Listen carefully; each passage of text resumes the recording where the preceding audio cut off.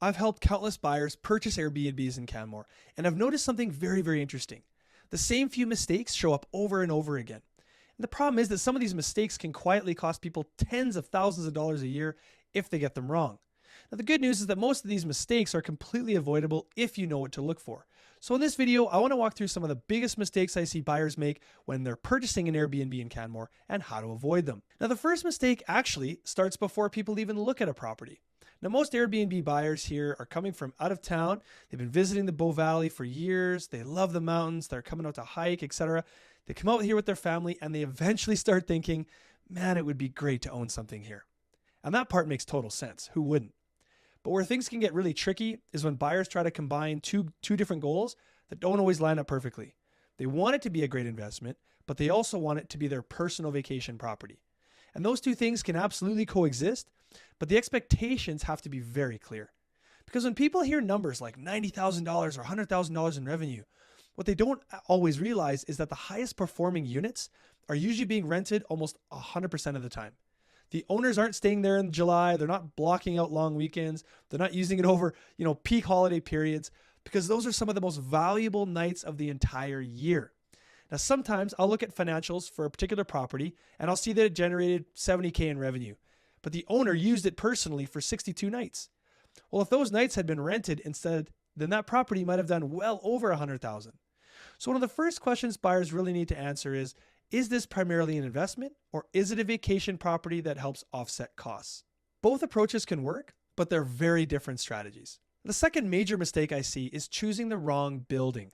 A lot of buyers assume that if a building allows Airbnb, it must automatically be a good Airbnb investment, but that is not always the case. There are two big things that matter when it comes to buildings. The first is the health and the dynamics of the building itself. Things like the financial position of the condo corporation, the board dynamics, or even ongoing issues with the building can have a real impact on owners and on your bottom line. Those are things you often wouldn't know unless you've reviewed a lot of these condo documents and worked in these buildings before. The second factor is something much simpler: guest appeal.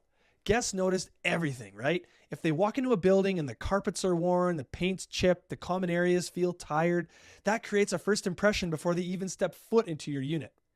Another thing that surprises buyers is what guests actually care about most. Many buyers assume that the number one thing guests want is a massive mountain view.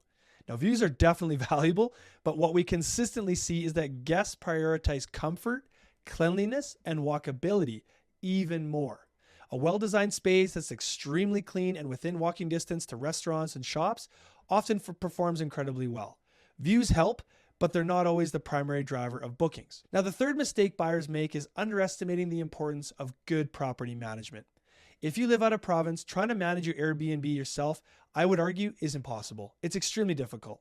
There are guest messages, cleaning turnovers, maintenance issues, pricing strategy. It's an ongoing operation. And in a competitive market like Canmore, your reviews are everything.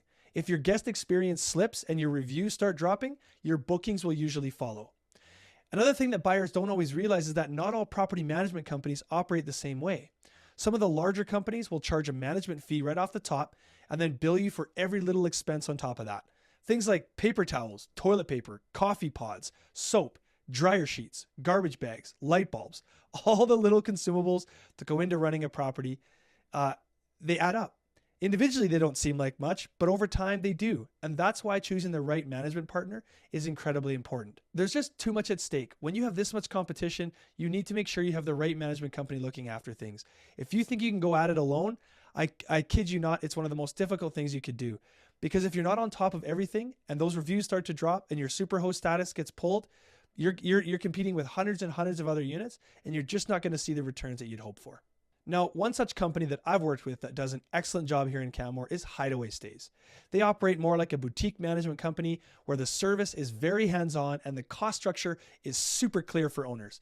They guide you on how to set up the property, but you still have flexibility when it comes to things like furnishings, decor, design, so that your unit can actually stand out.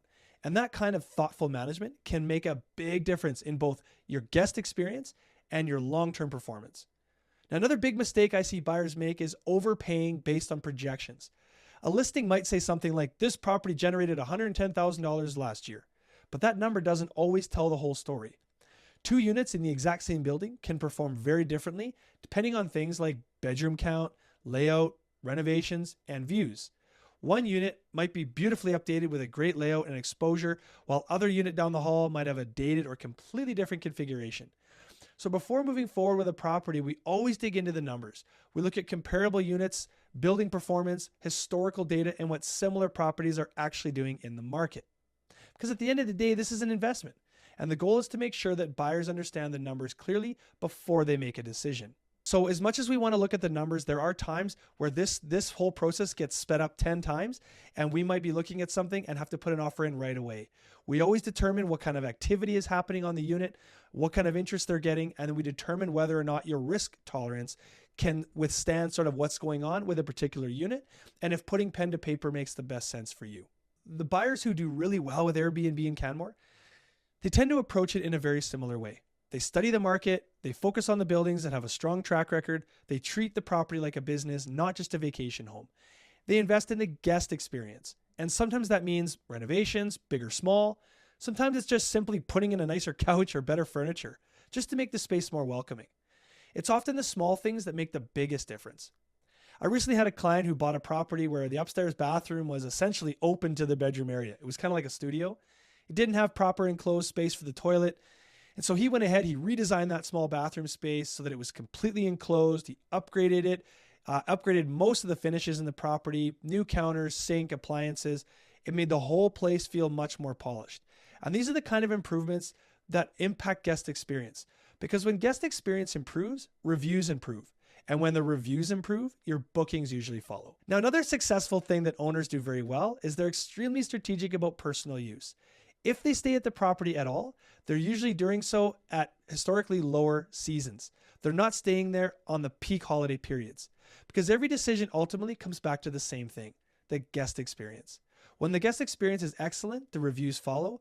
And when the reviews follow, the bookings tend to just take care of themselves. Airbnb and Canmore can be an absolutely fantastic investment, but like any investment, success usually comes down to making good decisions early on. Avoid the common mistakes, choose the right property, and approach it with the right strategy, and the results can be very, very strong. Now, the next question that buyers almost ask me after this conversation is, okay, but is now a good time to buy? Should I wait? Is there a better season to purchase? Does timing the market actually matter here? Because the reality is that the timing of when you buy can affect everything from available inventory to how quickly your property starts generating revenue. So in the next episode of this series, we're going to talk about timing and seasonality in the Canmore Airbnb market. We're going to talk about why spring often matters, but not always, how inventory cycles work, and why waiting for that perfect moment can sometimes end up costing you more in the long run. If you're looking to buy an Airbnb in Canmore, that's a really important conversation to understand.